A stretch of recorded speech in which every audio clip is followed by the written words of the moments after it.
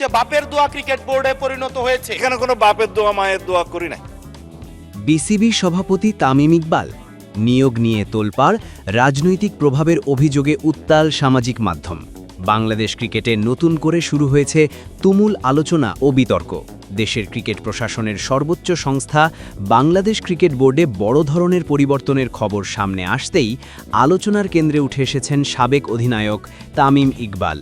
গুঞ্জন ছড়িয়েছে বোর্ডের গুরুত্বপূর্ণ পদে তাকে যুক্ত করা হয়েছে, আর সেই খবর ছড়িয়ে পড়তেই সামাজিক যোগাযোগ মাধ্যমে শুরু হয়েছে তীব্র প্রতিক্রিয়া ও সমালোচনা।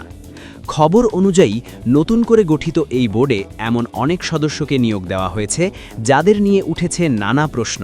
অভিযোগ করা হচ্ছে এখানে প্রাধান্য পেয়েছেন প্রভাবশালী রাজনৈতিক পরিবারের লোকজন, বিশেষ করে বিএনপি ঘনিষ্ঠ ব্যক্তিদের উপস্থিতি নিয়ে চলছে আলোচনা।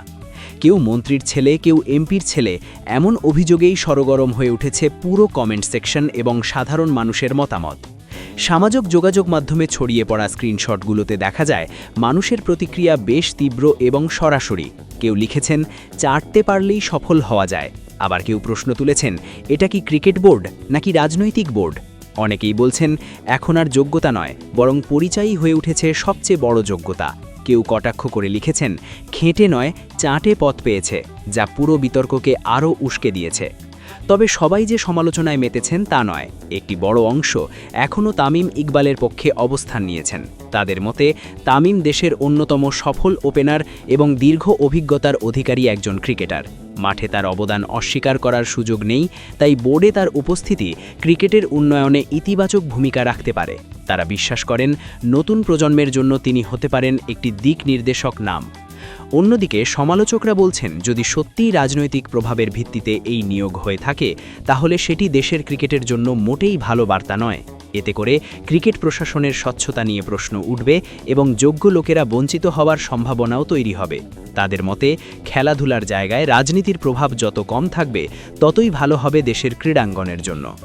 বিশ্লেষকদের দৃষ্টিতে বিষয়টি আরও গভীর। তারা মনে করেন বাংলাদেশের প্রেক্ষাপটে ক্রীড়া প্রশাসনের রাজনীতির প্রভাব নতুন কিছু নয়, তবে এটি যখন প্রকাশ্যে আলোচনায় আসে তখনই সৃষ্টি হয় বিতর্ক ও বিভক্তি।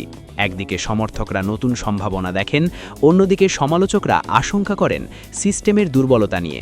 সব মিলিয়ে একটি বিষয় পরিষ্কার, একটি নিয়োগ ঘিরে পুরো দেশের ক্রিকেট অঙ্গনে তৈরি হয়েছে তীব্র আলোড়ন। সামাজিক যোগাযোগ মাধ্যমে যে ঝড় উঠেছে তা শুধু একজন ব্যক্তিকে ঘিরে নয়, বরং পুরো ব্যবস্থাপনা নিয়েই বড় ধরনের প্রশ্ন তুলে দিয়েছে।